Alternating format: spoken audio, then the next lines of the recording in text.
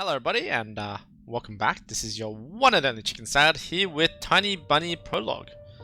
Now I've just been skimming across the Steam page of horror because all you sons of bitches wanted me to play horror, so I figured I'll play something that had a high score and kind of similar to a visual novel, and this is it.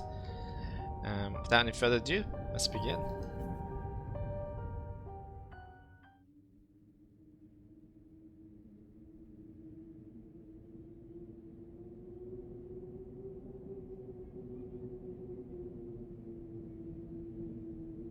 Yeah, I have no idea what this game's about.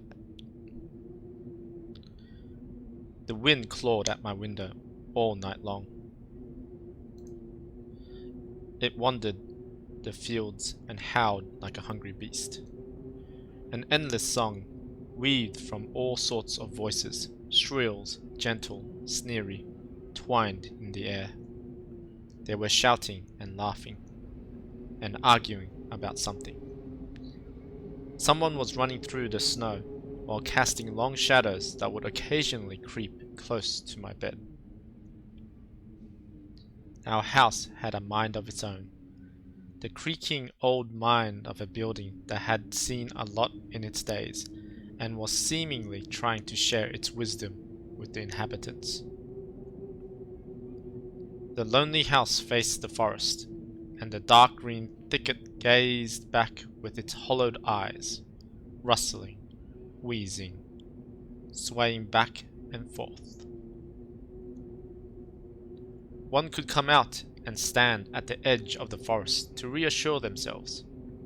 There was nobody behind the crooked trees. Fuzzy silhouettes swaying in the wind couldn't possibly do any harm. It's just a play of light and shadow. Just a play. I knew it was just my imagination. I was already 12 after all. Still. Oh, did you see that picture of there was a fox there? Hey, put away your book. How many times have I told you not to read at the table? It's bad for your health. Look at how slouched you are. That's Mom. I'm assuming that's my sister. I'm assuming that's me. So, okay, so I just click this. Oh, that was easy. I didn't protest and put the book about Conan the Barbarian aside. I was stuck on a line I couldn't understand after reading it 3 times anyway. Olya had already finished her breakfast and was munching on some cookies. She was so enthusiastic, she almost looked like your typical girl from commercials. You're not going anywhere until you finish all of it. I, on the other hand, was still trying to drill a hole in the plate with my eyes, as if it would make the porridge disappear. Hazy anxiousness welled up inside, all because of the previous sleepless night, the black forest around our house, and the gloomy wind. The longer I waited, the colder the lumpy white substance became. It looked like a jellyfish from the Cousteau Odyssey. I love that show. I wonder how horrifying the bottom of the ocean is, or how cold the black forest is at night. The spoon fell out of my hand. Mum showered me with a cold glare from her green eyes. What did I just say? I'll get it. I had 10 seconds to catch my breath before battling the nasty porridge once again. I felt around for the spoon. What is this? Carved on the other side of the table. Karina. Ha! That's my mum's name. I guess she carved it out with something pointy when she was little. Sure, she was a rascal, damaging the furniture like that.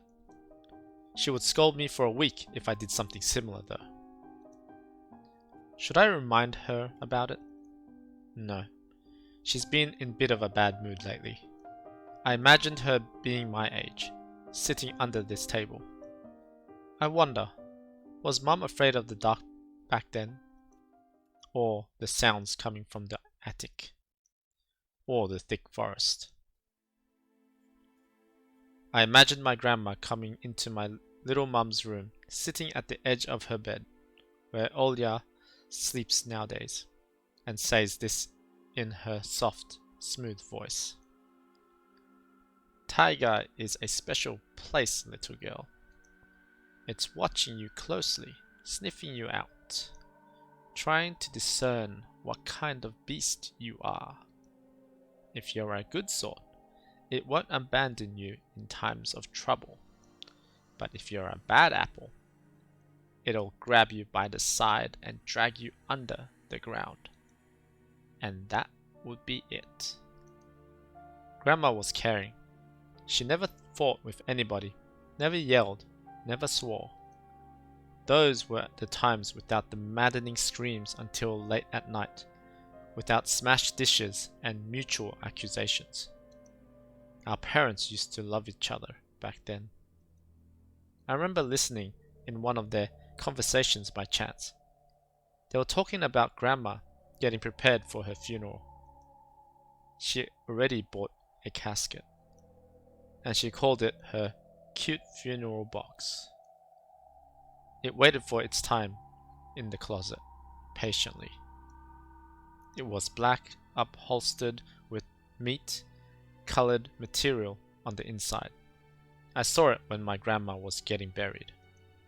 The house didn't change since the time she was alive.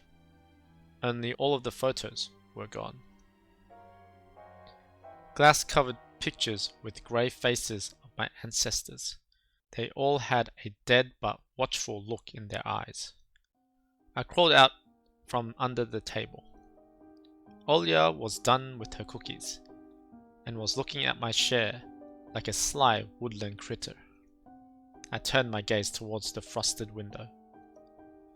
There was a lot of dark pines outside, but they didn't grab my attention.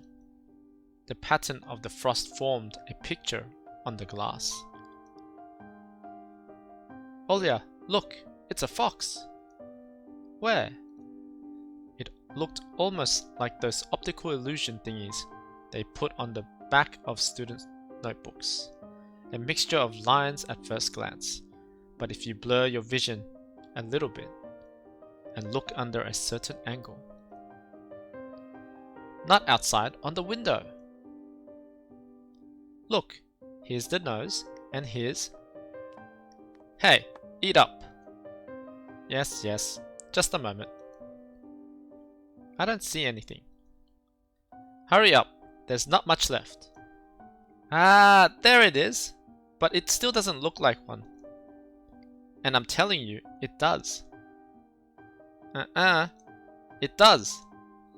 Stop it. These kids, I swear. Now I couldn't see the fox either. It disappeared. Went away. Only the frosty patterns, similar to stretched out nettle leaves, kept creeping up the glass. My dad entered the kitchen with long, measured steps. I want to have a beard like his when I grow up. Mum would always ask jokingly, "Come on, shave it off, it stings." This was so long ago. Nowadays, rumbling doors and witty comebacks were an everyday occurrence. Olya always covers her ears whenever she hears something like, "What's the point of all this?" through the wall. "It's all for your sake," Dad would reply. "For the sake of our family."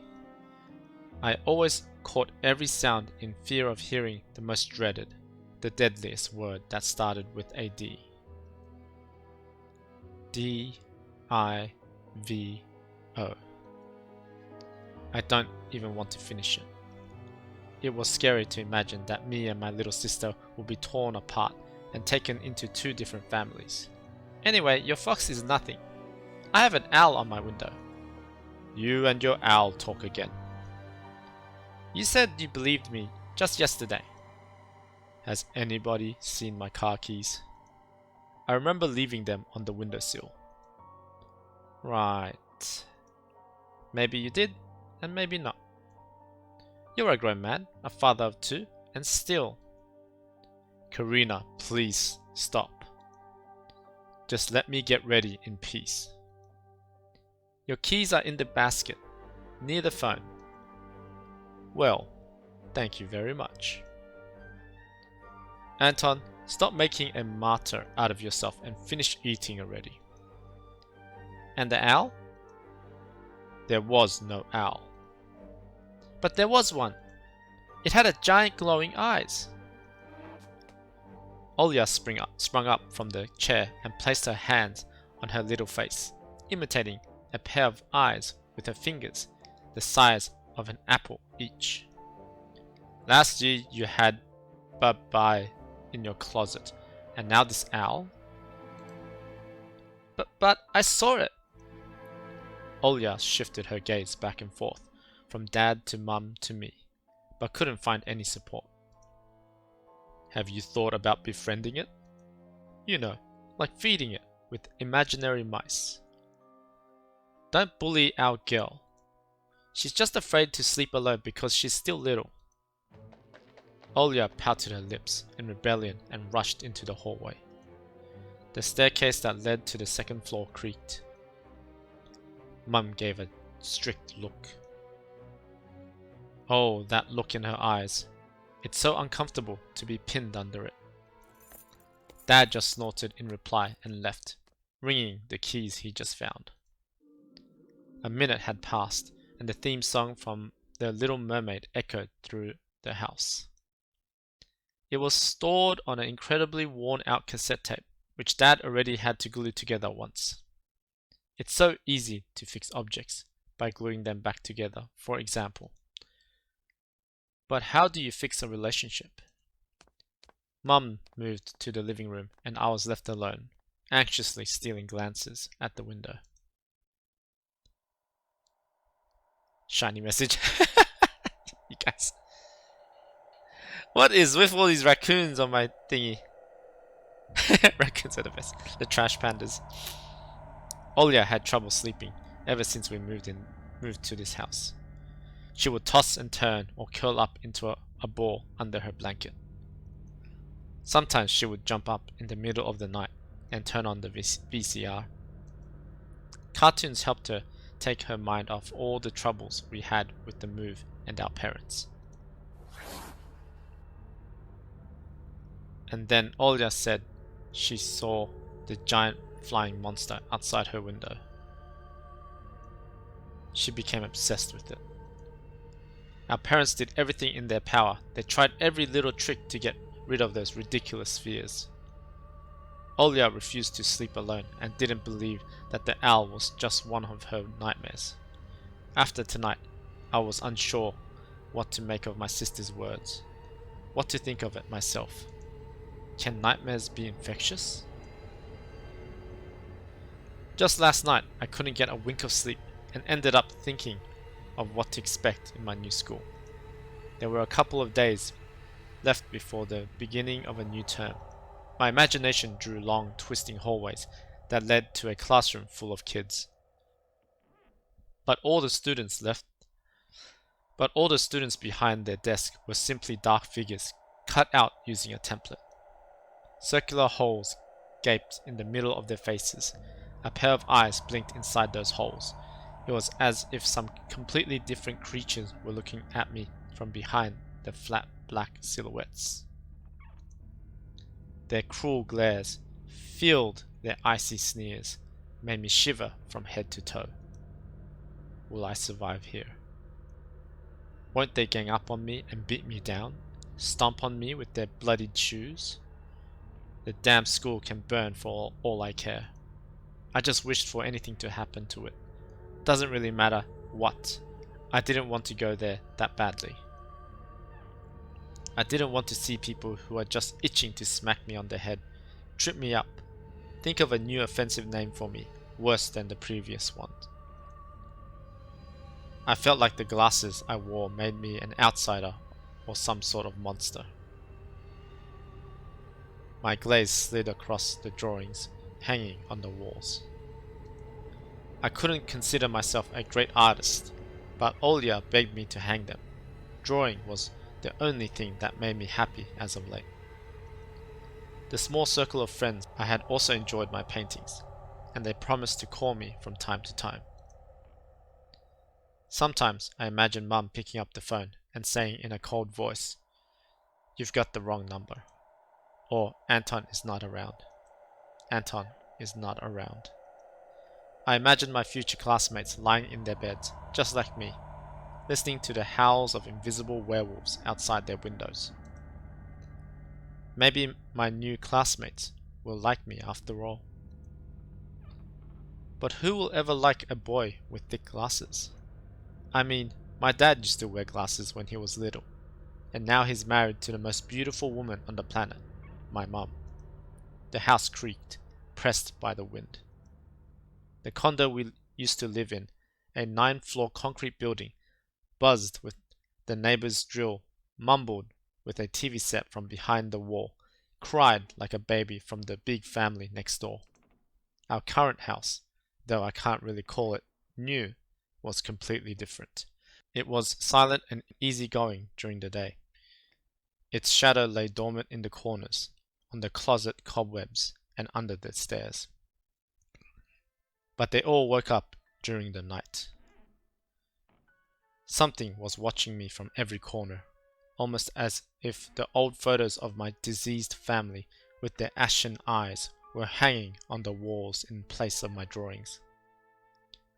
The floor was squeaking, rusty drains were moaning, the attic was occupied by noisy drafts. One could think the house was performing some sort of demonic melody. And then I realized I was, in fact, hearing music. It was already playing for a good while. Somewhere at the edge of my perception, I could hear a flute. It was mixed in with the sound of the wind, of the creaking old house, and my thoughts too. I stood up and rushed to the window. I wanted to reassure myself that this music was nothing more than the product of my imagination. It's not like someone is playing it there amidst the cold snowy night, right? Oh, okay.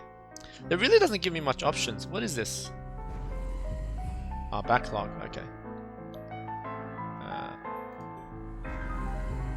Glossary. Okay, so bye-bye in Slavic folklore, a nocturnal spirit used by parents to threaten their ill-behaving children. Okay, got it. Okay, so I can't really move away from this.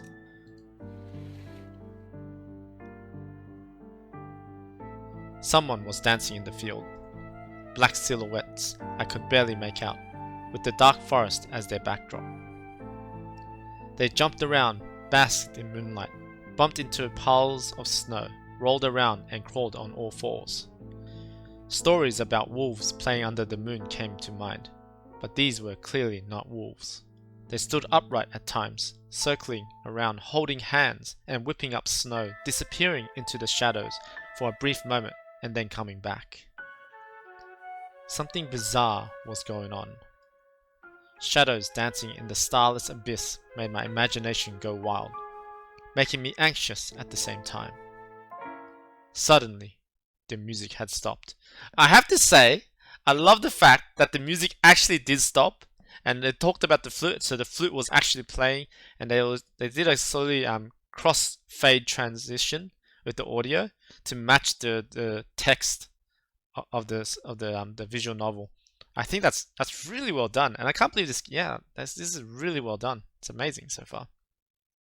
The dancing shadows froze in place, and I could swear pierced me with their eyes. One of the silhouettes immediately parted from Bizarre Shadow Carnival and sprinted across the field with giant leaps. Okay, that was creepy. It glided on squeaky snow without leaving any prints until it was devoured by the pitch black shadow of my house, which became even darker and thicker. My heart was jumping around like the bird inside a cage. I shut the curtains with a swift motion and stepped back towards the bed. They saw me. A freezing torrent of fear washed over me. I stood in the middle of a perfectly dark room and listened to some unwanted guest move and scrape around, looking for an entrance. The sound moved to the right, then circled around the house. Now my guest should be at the front door. I jumped into the bed and covered myself with the blanket as if it could protect me. The shackles of fear locked my muscles. I remember the funeral, my grandma lying there, hands crossed on her chest, her facial features sharp like that of a tin doll. Ants running up and down the legs of the chairs that held grandma's casket. I imagined those little creatures climbing up her head and pulling her eyelids with their tiny legs. Then her wrinkly eyeballs would once again move inside their sockets, and she would be able to see her grandchildren. I was chanting the spell she taught me throughout the whole procedure. And now, lying under the blanket and listening to the squeaks and howls, I repeated the same words. On the island of Bayan, underneath the blemished sun, in the sea of color blue, stands a cabin made of wood. There lay lard and ashen hair for the spawn from devil's lair, to feast and always leave alone God's faithful servant named Anton. Evil leave this house must, ashes to ashes, dust to dust. Bizarre sounds had disappeared. I cautiously peeked out from under the blanket and saw curtains waving around like a hangman. And then the night doused me with a new portion of boiling terror. The sound scratched at my eardrums. In reality, something or someone was scratching at the front door, hurriedly clawing at wood, demanding to be let in. The door was shut. Dad had become very cautious recently, so he installed a sturdy lock. I remember him staring at the forest intently as if he was looking for someone. Ashes to ashes, dust to dust. I hugged my knees, placing my chin between them, and drilled the door with my eyes. It was so flimsy and weak before the might of darkness. And then the doorknob twitched slightly. Then it turned halfway, once, twice, as if the person who tried to enter had no hands. The doorknob tilted once more, and then started clicking violently. My jaw cramped from fear. My wet fingers clutched the blanket. The door creaked and opened. The wind taunted me, moaning inside the tin drains. Now you'll see. The door was wide open. The darkness writhed inside the carnivorous mouth of a doorway.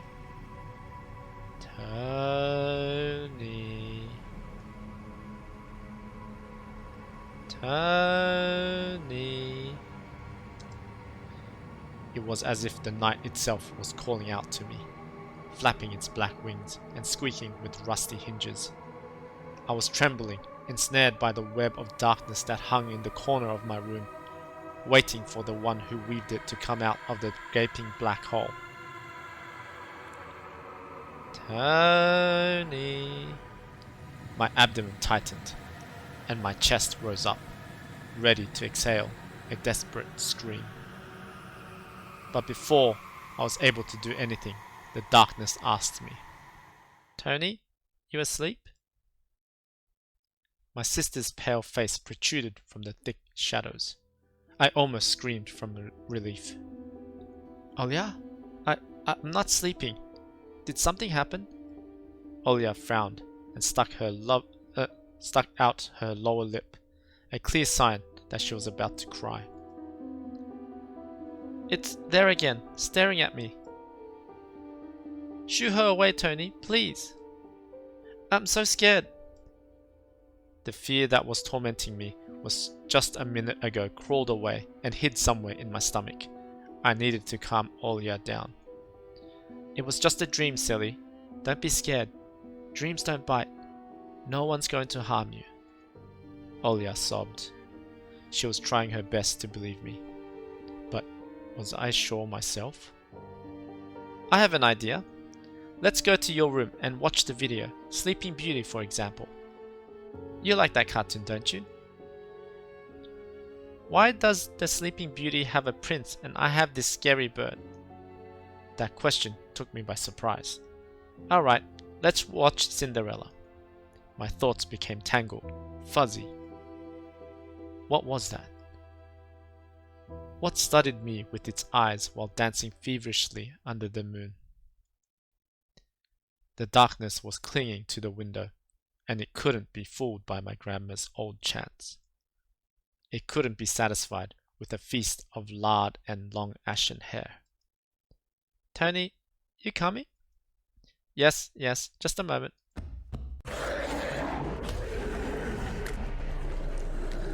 Jesus.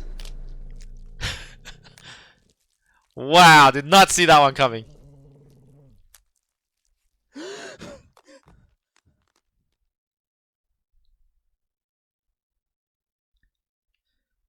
Whew, did not see that coming. Okay, that was fun. I hope you guys are happy. That's why I didn't want to laugh at Olya and her owl in the morning. Who could be visiting us here in the middle of nowhere? We don't know anyone around here.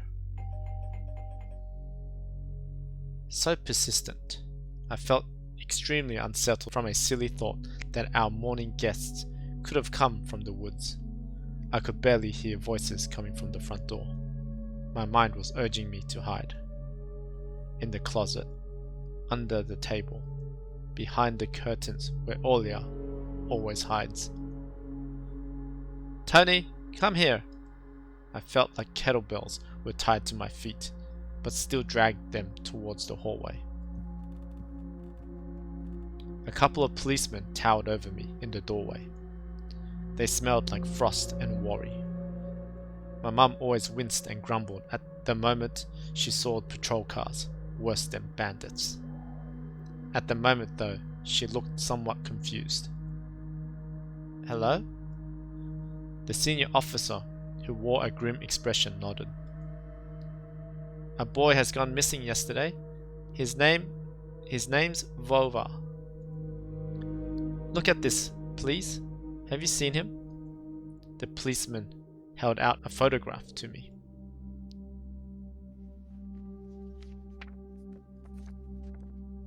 There was a ginger boy around the age of elementary school, pictured with a wall carpet as the backdrop. He had a striped cat in his hands and wore a wide smile. No, I haven't. Are you sure? Look closely. Where would I see him? I don't know anyone around here. I barely leave the house. Well, maybe you've seen him from the window. That's right. Your windows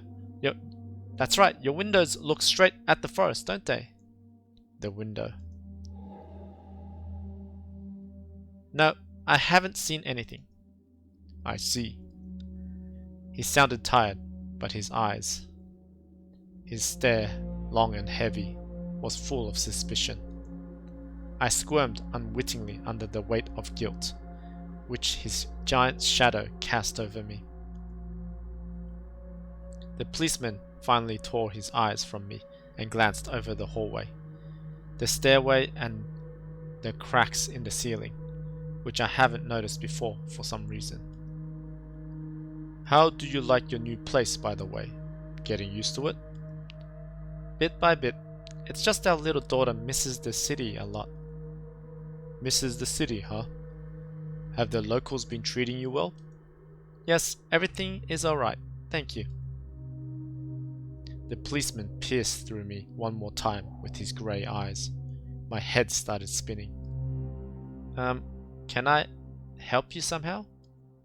I asked in a shaky voice, to look like a polite boy and to end this unpleasant conversation sooner. Now that I think about it, you look just like one of my nephews. little fella. He's a witty boy around your age. Wears the same type of goggles. Haha. Always engrossed in reading those mystery novels. Told me he wants to enroll in police school when his family visited this summer.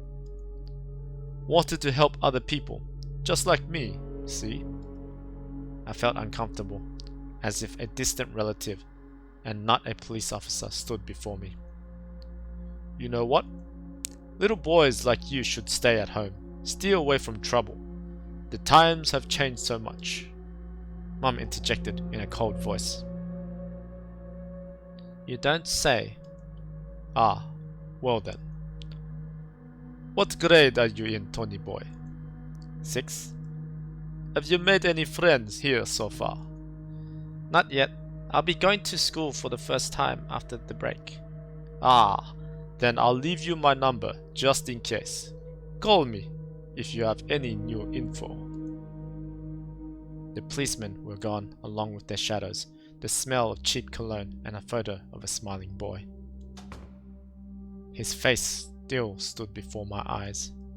I wondered what it was like for him, being all alone there. For some reason, I thought of the forest, swaying in the wind.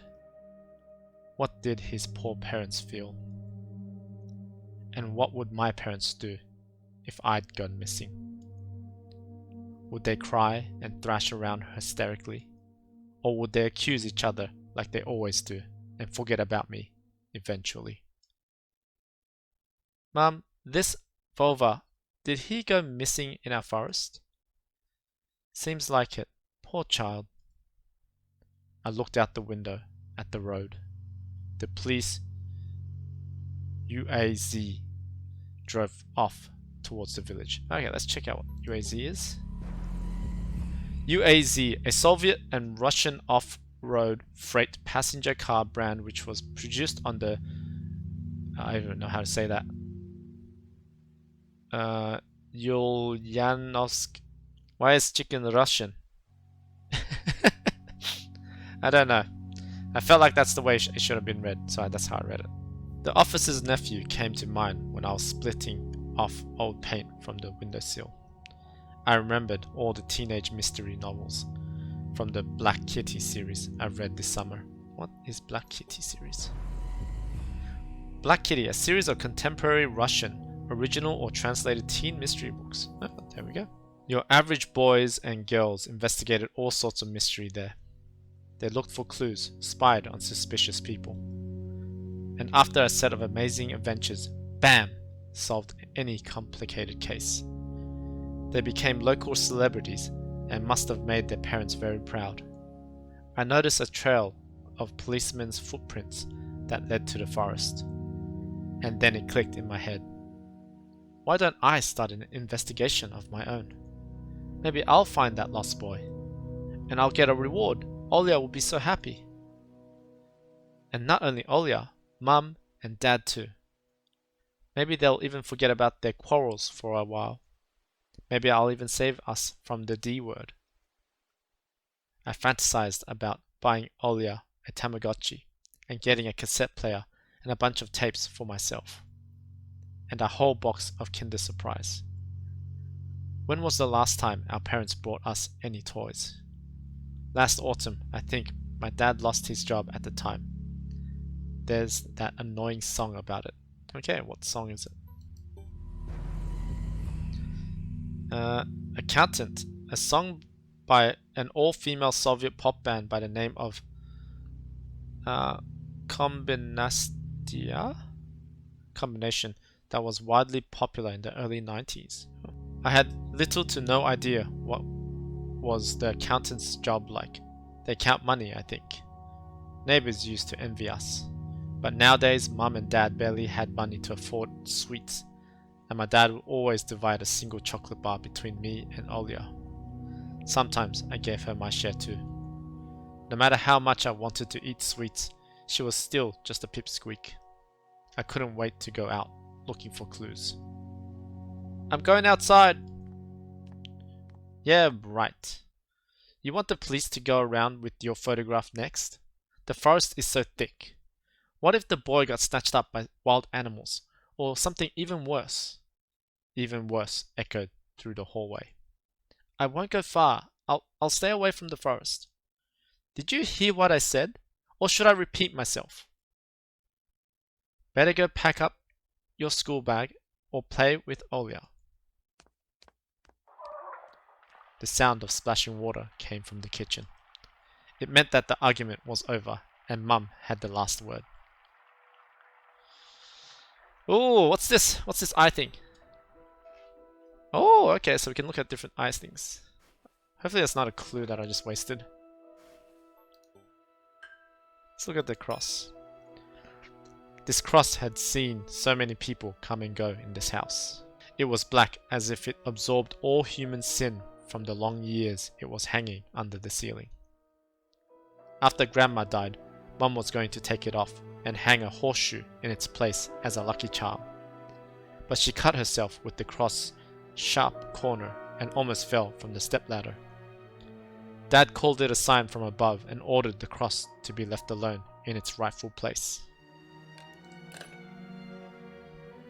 My parents prohibit me from making long-distance calls, but from time to time I really want to hear my old friends. Sometimes I would just pick up the phone, listen to the low hum of the zoomer and the distant crackling, imagining the wind howling in the ice, leaden cords. Why can't I click? I can't just click that. Okay. Mum's peg top, a family relic. Mum played with it when she was little. Then she gifted it to me. Olya was next in the succession line. The toy belonged to her now. She stared at the dancing spindle as if it could show her something, a fairy tale or maybe even our future. Now, even my little sister was a bit too old for the old squeaky peg top. Okay, so now I can do all things. Oh, I kind of want to open this. What is this? The dark, stuffy closet. Mum says it smells like mice, but how would she know their smell? She hates when I stick my nose in there. She's afraid I'll cut myself on the freshly sharpened axe. And Olya can't even be lured close to it. She thinks Bye-Bye is living there. I tried to help her fight her fears once. I opened the door and turned on a dim lamp, so she could see there was nothing but cobwebs, Dad's tools, and scratched walls. She still didn't believe me. And I liked to hide in the closet and listen to Olya count outside. 1, 2, 3, better hide from me. And then drag her feet on the creaking floor beds, hoping that she wouldn't need to look for me in the cramped monster's den. What happens if I open it again? Anton, get your ass out of the closet immediately!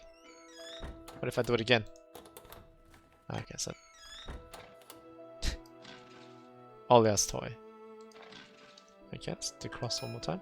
A black cross. Okay. Anton, get your hand off the phone! Okay. Okay, so I got a choice. I can either go kitchen or front yard. I guess I'll go to the kitchen. Let's see what Mum's doing. Let's go to the kitchen. Oh, there's a lot of stuff. Well, let's look here. A decrepit, stain-covered calendar was once my favorite form of entertainment in my grandma's house. I remember waking up and running to the kitchen so I could tear off yesterday's leaf first thing in the morning, as if the coming day would get lost in the taiga forest without my help. One day closer to New Year's, one day closer to Grandma's funeral. I haven't touched this calendar for years now. Since the time they started writing dark and spooky death chants that only made me gloomy instead of funny proverbs and superstition, to be exact. I grabbed the dusty calendar leaf with caution and it tore off effortlessly. Sadly, the spooky descriptions from my childhood were still there. 7 horses carried a log. If 7 can't carry, bring their 8th from a ferry. They will take it away and never come back. This is the fate the log cannot escape. I crumpled the grey leaf and threw it into the waste bin, hoping to get rid of the anxiousness that washed over me. It was spreading inside me like an ink stain on blotting paper. Let's touch it again. I won't touch it ever again. Okay, what's this? Radio. Imercom of Russia has declared the state of emergency due to adverse weather conditions. According to the weather forecast, a cyclone is moving towards the region. Expect heavy snowfall, blizzards, and snowdrifts on the road. Keep your eyes open and take care of yourself. Do it again. Машина, в которой он находился, была обстреляна неизвестными вооруженными лицами. Куплю жене сапоги. Это просто, Юля. АО ММ. Okay, cool. What's this? I took a peek at Mum's crossword. She would get very angry when someone gave her advice, so me and Dad faked knowing the answer and being about to reveal it all the time. I smiled at the fleeting thought. Vertical, 9 letters, the name of the Philistine deity that protected them from viper bites and had a nickname, Lord of the Flies. Second letter is E. Oh. Side of an old ocean freezer was checkered with my childish drawings, Mum's recipe, and all kinds of stickers, from bubblegum with dinosaurs that Olya liked so much. Among the still life pictures hung a piece of ruled paper with the phone number of the police officer who visited us. First Lieutenant Tikhonov? Sorry if I'm butchering it. I read inside my mind, looking at the officer's sprawling handwriting. A scrap paper was held by 2 pieces of broken magnet and some old Soviet toy. Those pieces just barely covered up the numbers, as if to taunt me. I leaned towards it to unveil the mystery and take the piece to a safer place where it would wait for its time when I would finally find Vova and be the first to call the police with happy news. Anton! Mum's reproachful eyes stared at me. What do you need it for? Hands off! You'll lose it. Angering my mum was the last thing I wanted, so I lowered my hand.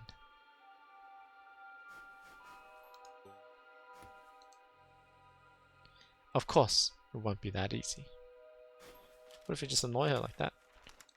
We'll probably have to do something. Let's look. Okay. Interesting. Grandma kept ice cream for me and Olya there, but now I could see meat bits for soup and clumped together pelmeni. I grew to hate them already. The hell is pelmeni? Pelmeni, a Russian variety of dumplings made by boiling thin, leavened dough filled with mincemeat. One may even call it a Russian fast food. Ah, meat bits for soup and pack of pelmeni.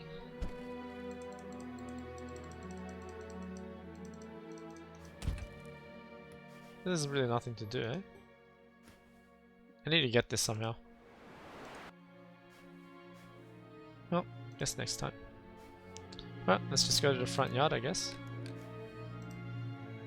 Anton! I'll whip you if you make a single step out the door. Okay, what am I supposed to do then? Let's try again. I need to distract Mum somehow, or I'll get scolded and my ass whipped with Dad's leather belt.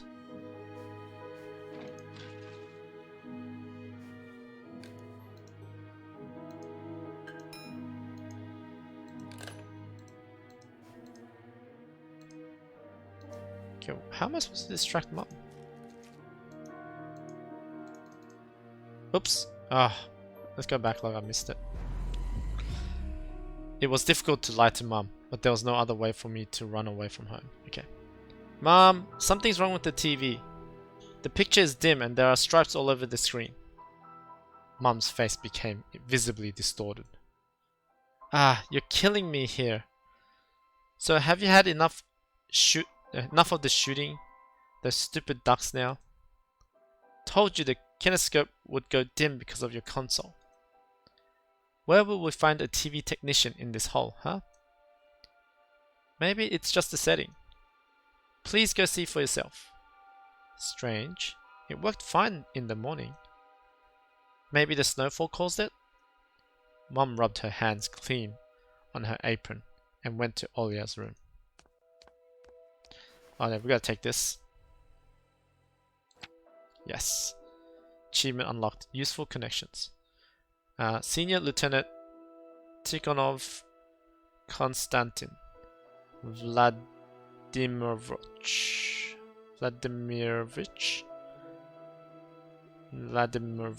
Whatever. Telephone number 20337.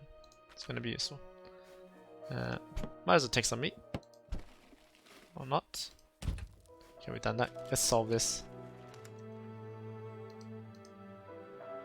Okay, well, let's solve it. What happens if I touch the phone? Oh wow, Mum still Mum still gets me there. Damn, okay Mum. She's got eyes and ears like a bat.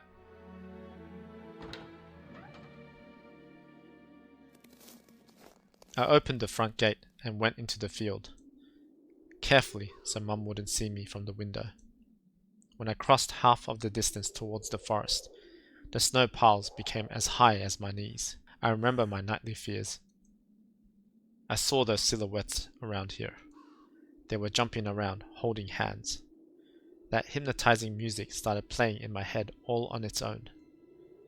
In the light of day, those distant figures felt like a simple dream. The sun turned my nightmares to ash, but the aftertaste was still there.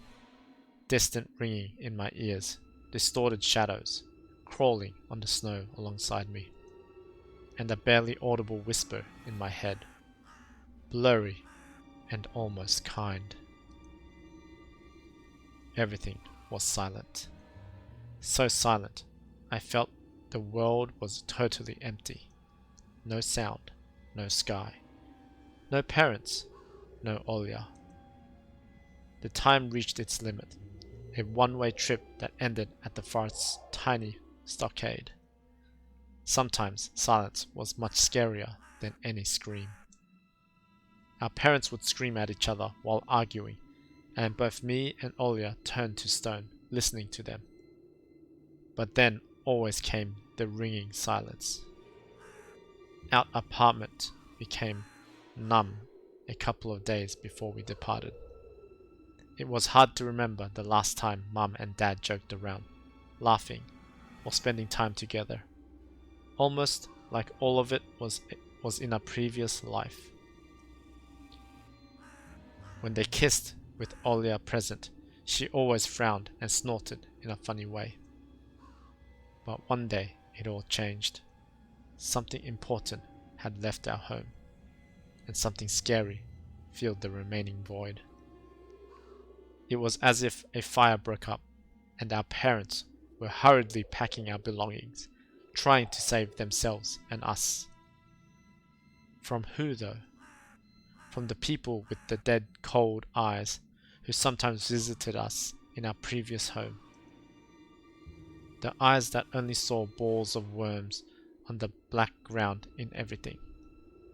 And somewhere far away, a siren was going off, trying to warn us of the coming menace.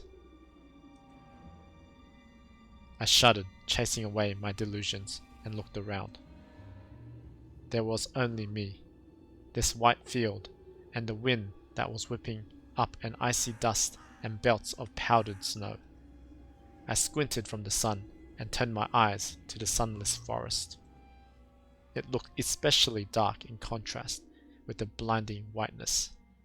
Knobby tree roots slithered under the snow like fat snakes.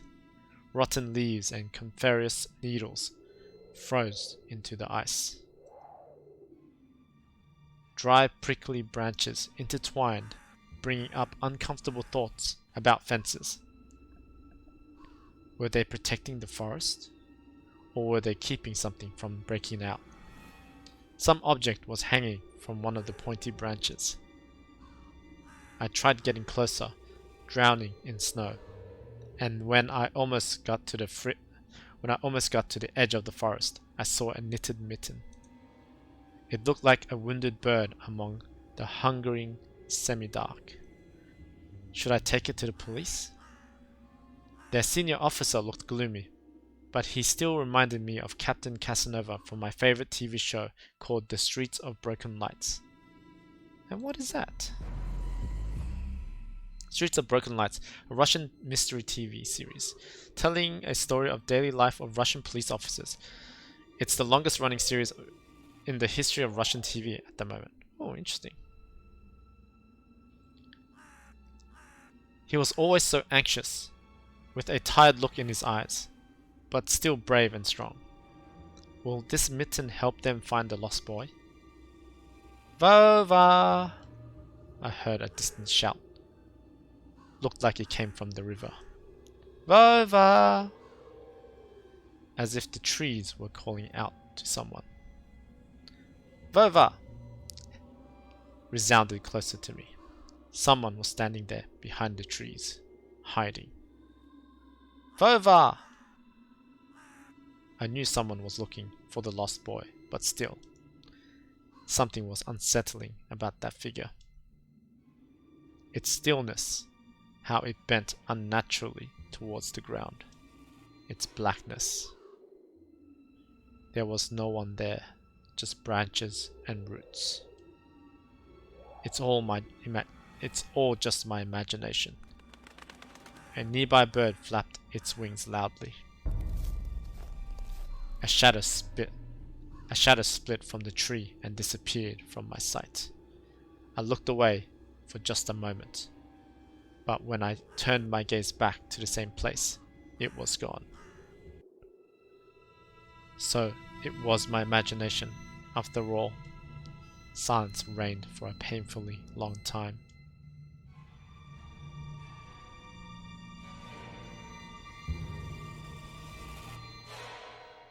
Oh, I don't like this. My muscles were tightly sprung. My heart was beating somewhere in my throat. Any noise, any little movement, any small whisper from the thicket and I'd sprint. But nothing of the sort happened. I looked at the mitten once more. Okay, boys and girls, interesting. Do I take or run away? Do I take or run away? I think if it was up to me, I'll run away. Yeah, I mean, this is potentially evidence, right? I want to tell the cop, so I'm gonna run away. Lumps of snow fell from the branch, and that reminded me of the sound soil makes when you throw it into the pit on top of a casket. I immediately felt dizzy, as if I was balancing at a precipice. I slowly backed away from my finding. It felt like the moment I touched it, a trap would spring, and the mouse would get caught. Someone stepped on the ice behind me, close by. My inner voice whispered, "Save yourself! Run!" My nerves got the better of me. I ran, burying my head in my shoulders. Someone was chasing me from the darkness, breaking pine branches, closing the distance with giant leaps. Snow was slowing me down. Crazy thoughts flew through my mind. I'll get caught. They'll get me. I'll get dragged into the thicket. I'll be gone. Forever. But there was one more voice. Probably one of reason. It gave me strength, spurred me on. "You can do it. Don't stop." I heard an animal roar behind me. It was so loud my ears went numb. It felt like that sound had come from a pack of hungry beasts rather than a single one. Their nostrils sucked in freezing air. They sensed my fear. Two giant wings flapped above my head. An enormous shadow flew over the clearing. A hoot, a wheeze. The roars were coming from all directions now. From the dried up raspberry bush. From twisted pines. From under the windfall. Hurry, run, don't look back. It felt like I was inside a nightmare. The snowy clearing became viscous like quicksand. I was stuck in place. I pulled my leg from the mushy trap just to be caught in a new one, even deeper than before.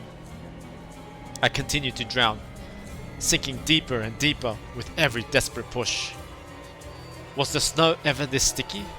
I screamed in horror after realizing this wasn't snow. Someone or something in the snow pile was clutching my pants.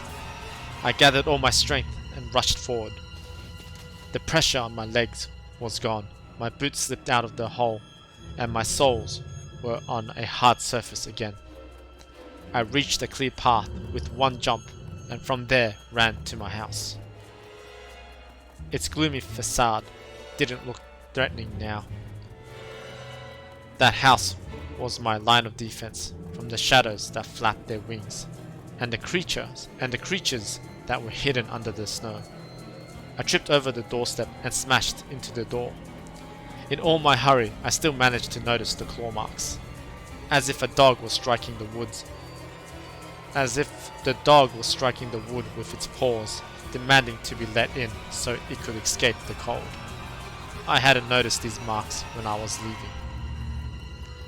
My heartbeat was in my ears, was much louder than my surroundings. I couldn't hear whether someone was following me or not.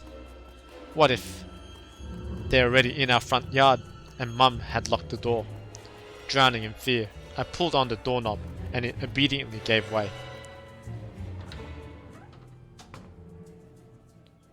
I rolled into the hallway and shut the door behind me. Porch planks creaked as my pursuers ascended the stairs. My fingers slipped off the lock and I couldn't click it into place. I gritted my teeth and pulled hard on the iron knob, whipping it between the boards. I stared blankly at the door. Someone was standing on the other side of the pitiful, flimsy barrier that was probably less useful than blankets. Wheezing breath reached into the house and crashed at me in waves. It smelled of pine and sweat. Mum peeked out of the kitchen and chastised me with the same frigid voice she used when talking to Dad. What exactly didn't you understand when I told you to never slam the door? I didn't mean to. I snuck a glance at the door. The smell was gone, and the breath was too. If there was someone in the first place, of course. Here, mere 5 meters away from Mum, my fear was slowly weakening, melting like snow in spring, and with it, the last bit of strength I had left my body too. My legs gave way. I propped myself against the wall so I wouldn't fall over.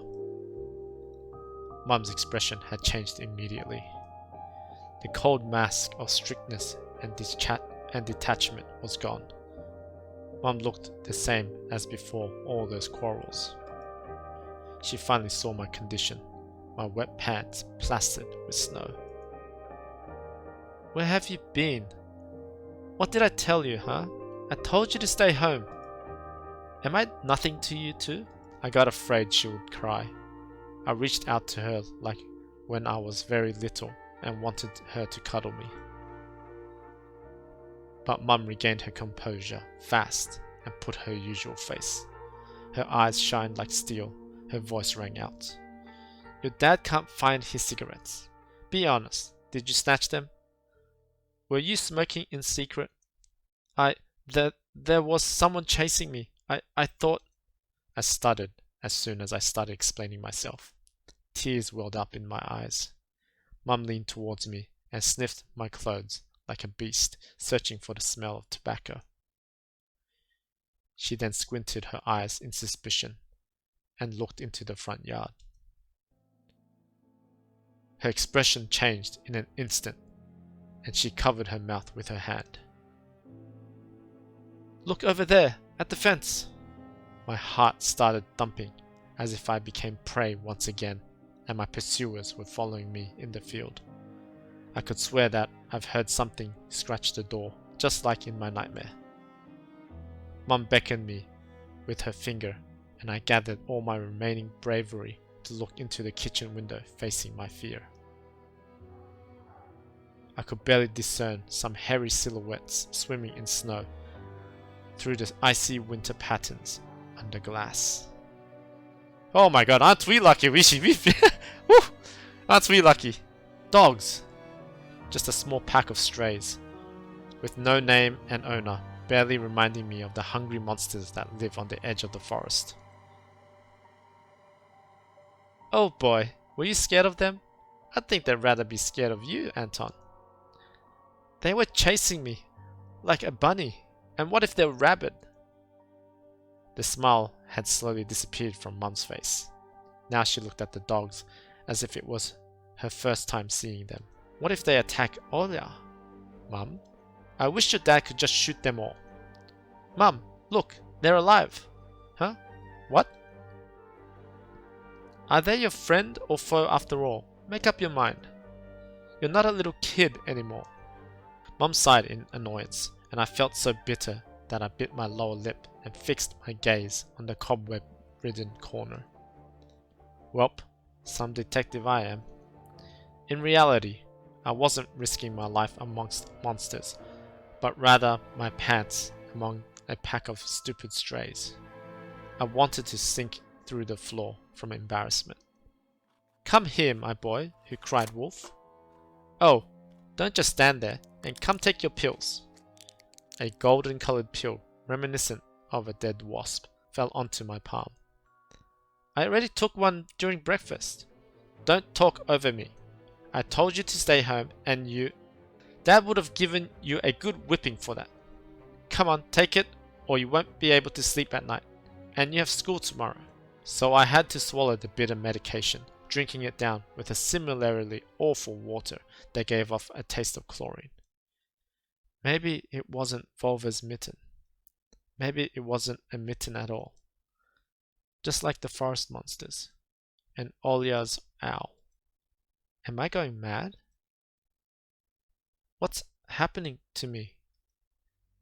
Either the pill had an immediate effect, or my overexerted brain didn't let fear inside anymore. Serenity washed over me, bringing yawning indifference along with it. Anton, you done? See, you can do it when you try. Take off your coat. Are you asleep? No, Mum. I was just thinking. About what, I wonder? It's just something silly. Mum scrutinized me with the suspicious eyes, as if she wasn't sure she was looking at her own son and not some doppelganger that came from the forest. Is everything alright? You had the exact same expression when the policeman asked you about the window. I'm alright, Mum. She heaved a deep sigh. Fine. It seemed like the house had changed. Achievement unlocked! Run for your life. The sofa's fabric had become discolored. Fingerprints appeared on the bathroom tiles. The light bulbs also felt different, dimmer and yellower. Even the saliva in my mouth had a different taste. A melody from Aladdin could be heard from the upper floor. Olya was done rewatching her favorite Little Mermaid episodes and switched to other tapes. I slowly changed into my home clothes, stopped before the sink and studied my reflection in the mirror, like I was trying to solve one of those spot the differences puzzles. Then I went upstairs. Jafar's and Iago's voice died down. I walked past Olya's bedroom and slipped into my own. Okay, a lot of things to look at. I think I'm gonna look at this. I kind of want to look at this. Monsters, Ghosts, UFOs. The Encyclopedia of Paranormal Phenomena from Rosman Publishing. I've heard about Loch Ness monsters, Medusa, Gorgon, and Bigfoot from there. Olya is always scared of that book. She could barely handle sifting through the monster and alien sections with me. But the middle part where they start to talk about ghosts really freaked her out. I remember hunting ghosts after I read the book. I measured the distance between items on my table every evening and checked if they moved due to some supernatural force come the morning. They didn't. But to be honest, what was I expecting? To meet Casper the ghost? That's true. That's fair. Funny note, I think I also had collected magazines when I could afford it. Like I'd save up and then I'd buy a magazine, and it was like a magazine about horror stuff. So they would talk about like horror movies, horror TV shows, and then the paranormal. I know this book by heart already. Yeah, fine. I think we can click up here. My Triceratops figurine. I know all about all sorts of dinosaurs: velociraptors, Afrovenators, and Hypsilophodonts. I have no idea how to pronounce that. I remember going to the movies to see Jurassic Park back when we still lived in the city and taking pictures with the T-Rex in the hall. It turned its head and roared. It was awesome. And next to it was Robotech Transformer. I love this cartoon. When a jet fighter speeds up into the intro among the sounds of blaster fire, you know your next 20 minutes will surely be amazing. Zentra D space station is captured. Rick, get ready for battle. My toys, a Triceratops and a Robotech. Okay, so that's still the same. Let's look at this one. I've dreamt of being an artist since Dad bought me my first comic book. Fly magazine was the coolest. I especially liked the big space related edition with alien monsters and that funny episode about a Gendrami. I started drawing all kinds of stuff since that day, and I seem to be getting pretty good at it. One of my letters even got published in the Fly once. Maybe someday they'll even publish my comic. Okay, so we just got a thing here. So Fly, the first Soviet and Russian periodic adult comics magazine. Extremely popular during the crazy 90s. What made the magazine stand out was the refusal to use material from its foreign counterparts. Oh, interesting. A bit more patriotic, I guess. The forest didn't look as grim during the day. Entangled tree branches in the distance and the snowy fields between our house and the forest brought sleepiness to my eyes. But sometimes I would still catch myself looking in the window at the icy treetops instead of doing my homework. Okay, let's do that one again. My best works. Okay. How strange. I remember moving this curtain. Okay. Guess there's nothing else to look at. Let's just open this. One of the drawers was empty. I hid the policeman's phone number there. Okay, for a second I thought Mother might have found it and took it back. This simple action drained the last bit of strength from me. I sat on the bed, and only then I noticed there was someone behind the curtains. Is it Olya? My tired hand dropped to the sheets. Whether it was due to medication I took or the stress I underwent, the room began to contort as if the wind was blowing the walls out like a pair of sails. The corners of the room bent and undulated. The only stable thing in the whole room was the figure between the windowsill and the curtains. A flimsy piece of cloth was stuck to my hidden visitor, just like a shroud. Olya? Who else would be standing there? I stood up and licked my dried lips. Yeah, Olya, it's so funny. The silhouette was unmoving.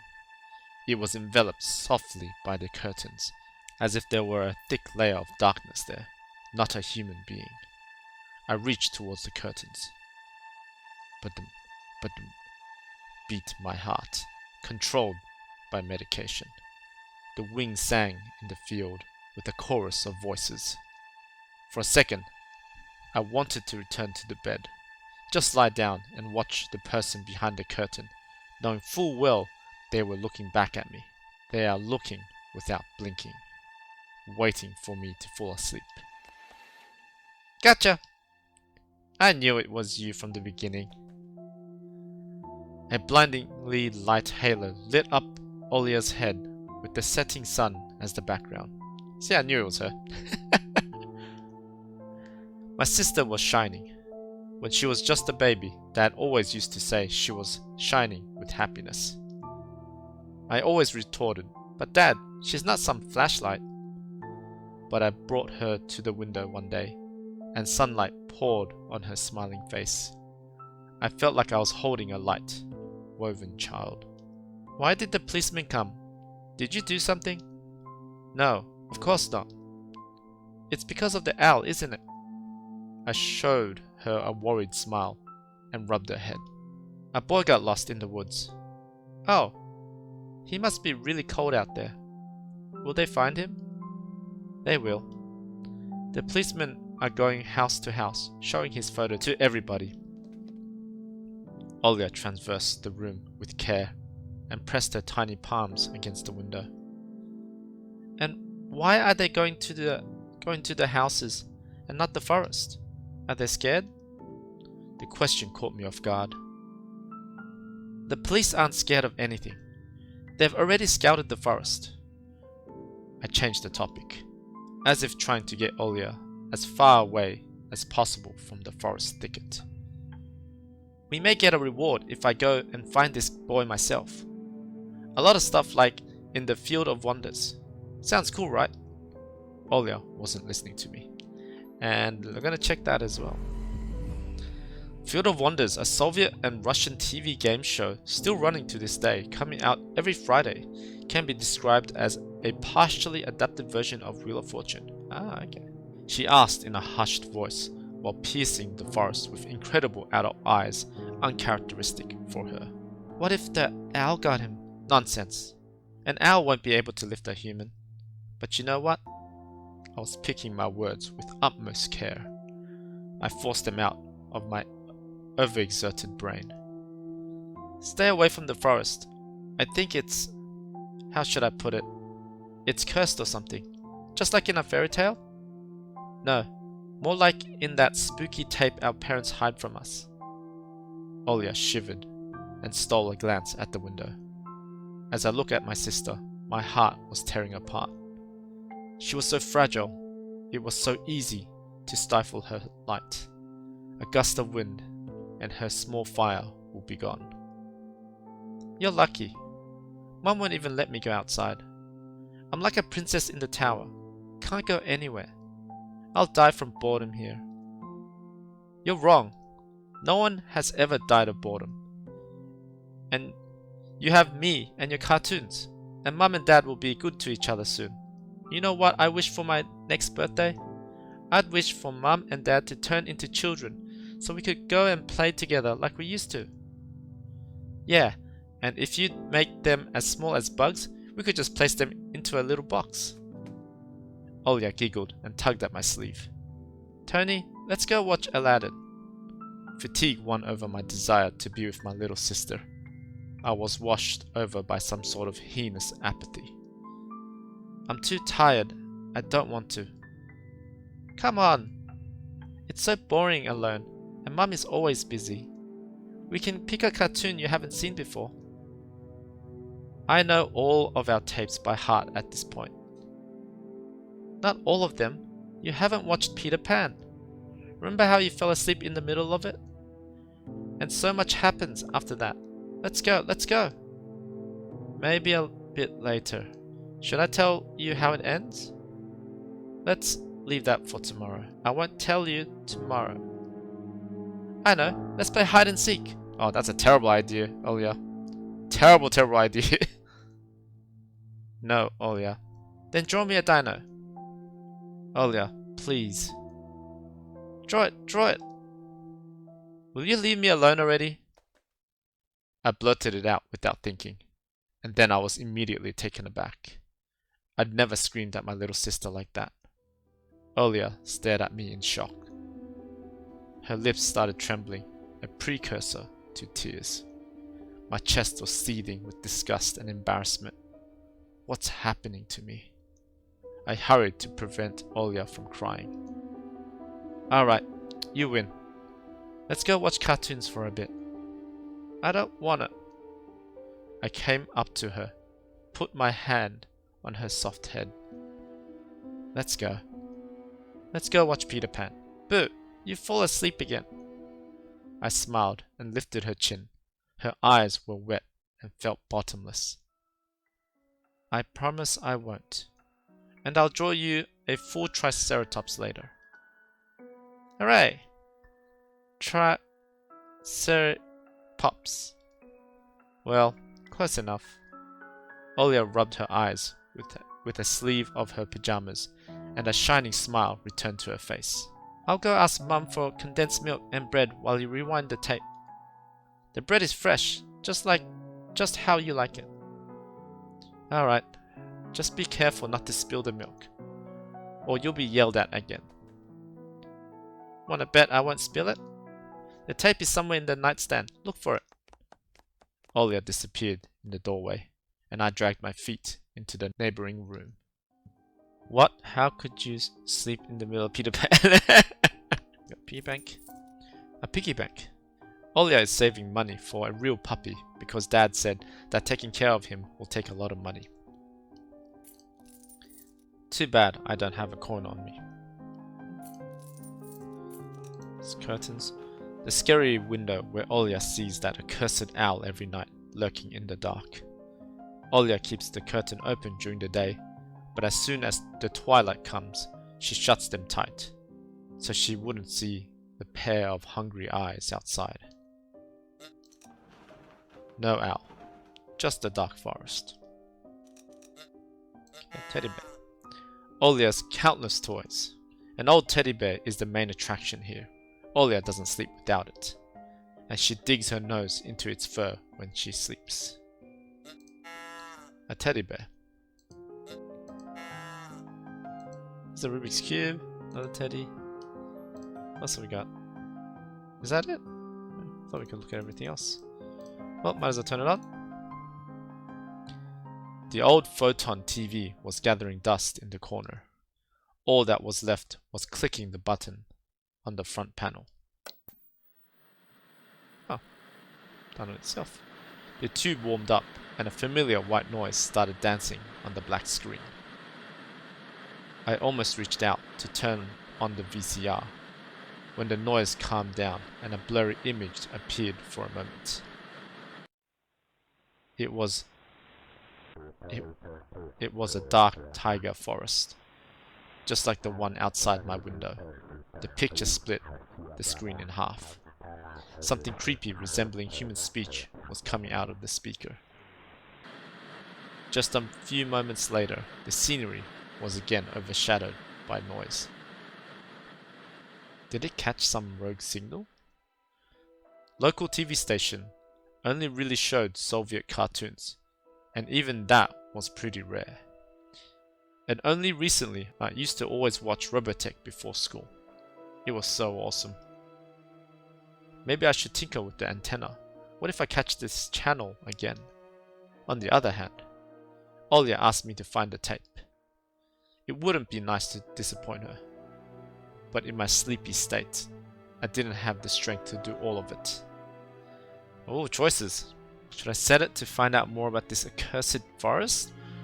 Or should I keep Olya happy? You know what, I think I should set it, because if I can find out what's harming me, I can also protect my sister. She might not be happy, but she might be curious enough to be distracted. Let's set it.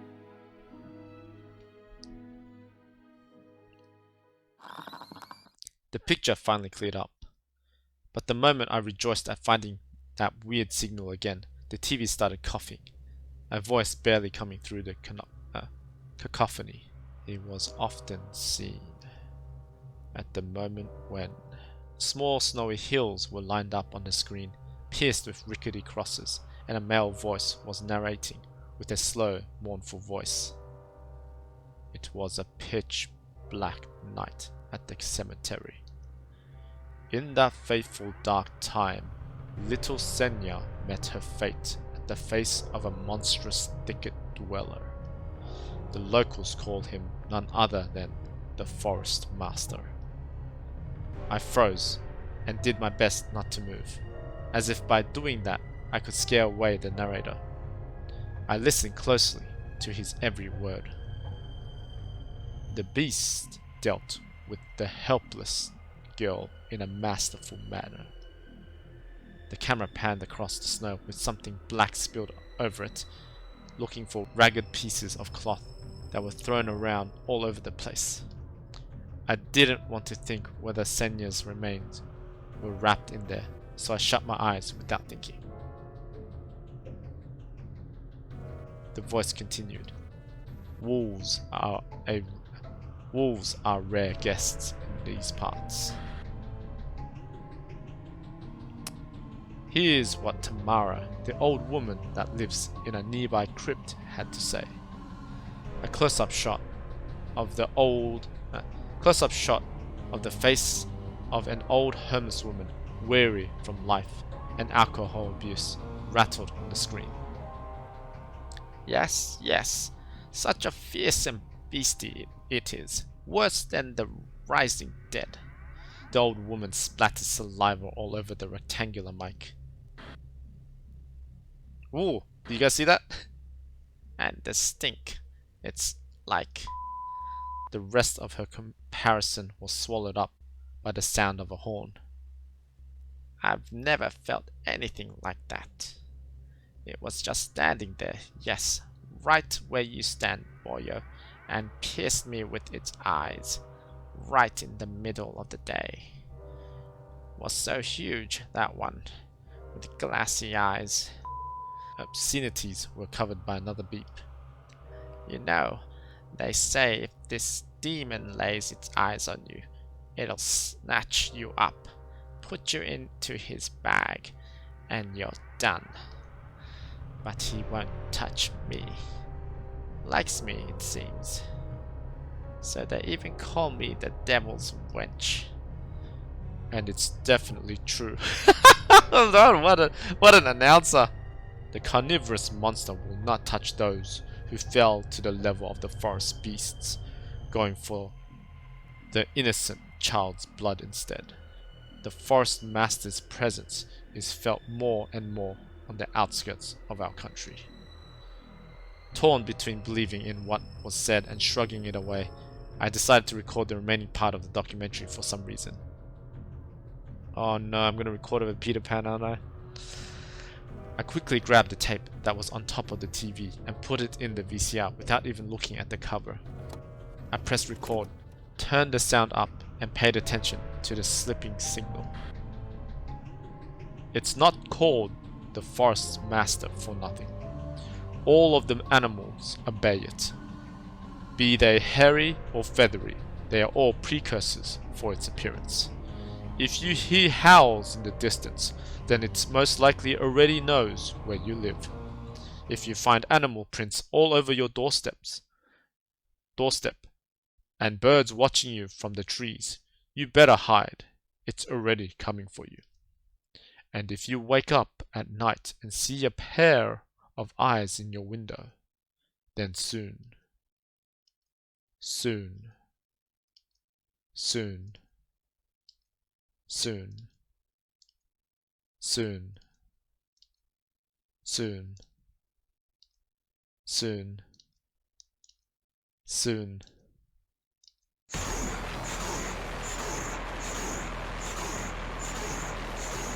Well, that wasn't very nice. The TV suddenly went mad and looped the last word over and over, piercing my ears. I got goosebumps all over my spine. The tape ended and was rewinding to the beginning. The sound of rustling tape reminded me of the leaves in the wind and the low howl of the beast. I woke up from my stupor and pressed the button. The VCR ejected the tape. For a moment, I thought it was stained with saliva. But that was just the light from the chandelier making the black plastic glossy. Then I saw the cover. Peter Pan, right? Oops, I recorded over Peter Pan. That's what I get for hurrying. It was bad enough that I ruined Olya's cartoon, but I also put this creepy stuff over it. I can't let her see this. We'll drown in tears. I snuck a glance at the door. I could hear the clatter of glass and the squeaky floorboard. Olya appeared in the doorway. You haven't started without me, have you? My sister brought the tray with unevenly cut bread and a whole can of condensed milk. No? I was looking for the tape. Do you really want to watch Peter Pan? I do. Turn it on already. Mom will come watch her Brazilian drama soon. Oh, come on. Think. Fake detective. You know, I didn't like Peter Pan. Maybe we should watch Little Mermaid instead. I've already seen it so many times. And you promised me. She's so stubborn. I know. Let's watch a couple of Teenage Mutant Ninja Turtles episodes first. Deal?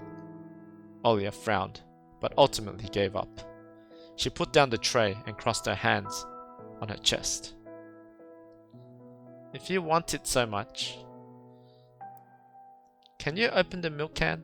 I'm afraid I'll cut myself with the sharp edges. As soon as I stood up, colourful dots popped before my eyes. My sore legs were pierced by 1,000 needles. Only when I reached the sofa, I realized that the can was already opened. Olya tricked me, played me for a fool. My stomach became heavy. I wanted to rush towards the TV, but my little sister was faster. She picked up the remote and proclaimed in a victorious tone, "Gotcha, gotcha, gotcha! As the remote's master, I command you to watch Peter Pan." I couldn't even open my mouth, and the VCR had already eaten the accursed tape. She'll play it, and then black crosses on unnamed graves, empty crypts, bloody scraps of snow, and the insane devil's wrench. I'd better tell the truth. Olya, stop! I erased the end of your tape by accident. I'll trade it with you for 2 of mine. What do you mean?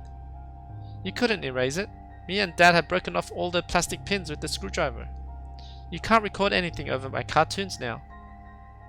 My little sister pressed the triangular play button on the remote. I squeezed on the inside, awaiting the out-of-this-world voice of the narrator. But I saw the duel between Peter Pan and Captain Hook instead. I sighed in relief. My head, heavy as a leaden ball, now rested in my hands. Olya smiled in joy. She put the tape on rewind and started spreading milk over her bread. And when the cartoon started, she forgot about everything in the world. As if she really got transported to Neverland, she always wished. To be honest, I also imagined myself there, in a land where one never ages, where no one argues over little things, where no one listens to fights and the sound of broken plates at night. But now, Peter Pan's land was especially far away from me.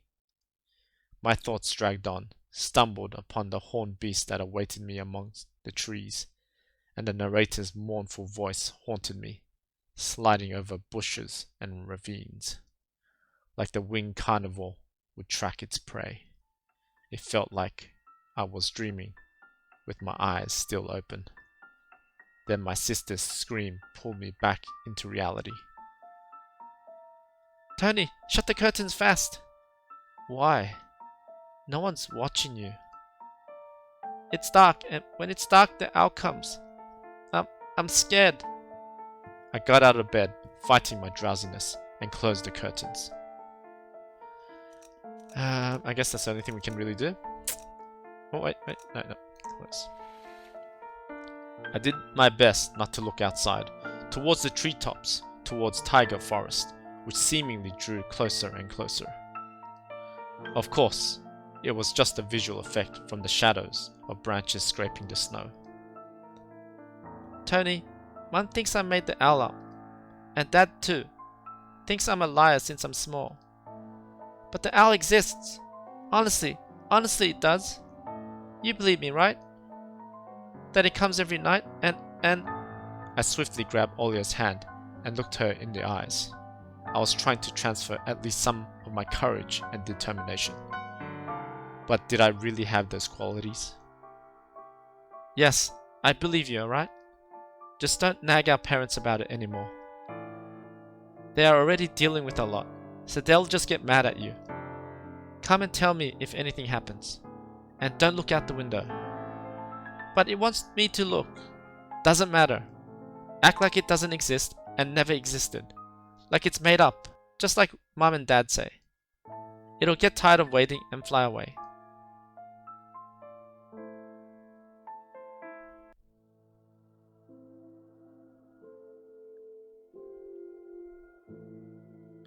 I wonder if they're allowed to use these images.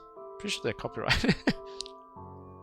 We followed Peter Pan's adventures as if nothing happened.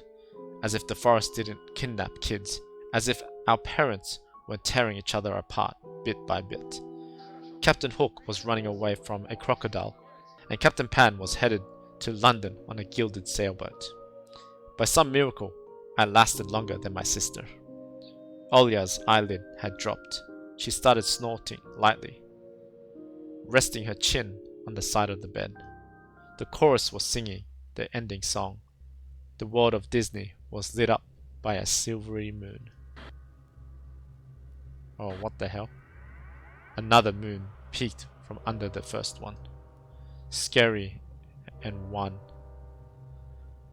hanging over the tiger forest. The horrific report got recorded right over the credits. My throat went dry. My pulse became faster. I looked towards Olya. She smacked her lips in her sleep. I squeezed the remote with all my might, ready to stop any moment. I rewound the recording, checked if it was intact, and then carefully took out the tape. The protective pin was still in place. I stood up and left Olya's room. Whether it was by providence or by curse, I hid the tape at the exact moment Mum peeked into my room. Curse tape achievement unlocked. Enough playing around. It's your first day at school tomorrow. Go to bed. You should sleep properly. You don't want to be teased for being sleepy, right? Adults think everything is so simple. As if sound sleep will ensure my classmates would like me. I covered myself with a blanket, up to my neck, and listened to the house humming, to something invisible rustling in the corners. My inner voice had a question for me. Do I want to hear that mysterious flute again? Yes or no? Maybe it's just a part of growing up, and I can't fully understand my own desires. The forest wailed behind the barrier that was my walls. Some ethereal entity wandered the fields. Branches shook as if calling for me. The wind howled on and on in the night. My thoughts were like annoying flies that entered my head before becoming weak and tangled. I didn't notice how I fell into slumber. True Detective achievement unlocked. Nice. Thank you for completing episode 1 of Tiny Bunny. Did you enjoy it? Do you want to know what happens next? We're already working hard to continuation of the story. Awesome. So that was it. And that was Tiny Bunny Prologue. Hopefully you guys did enjoy it. If you'd like to see more, just comment down below to let me know, and maybe we'll go to the next episode. And if you liked it, hit that like button, comment down below to help the channel grow, and subscribe for new and more content. And as always, take it easy. Until next adventure, I'll see you there. Thanks for watching.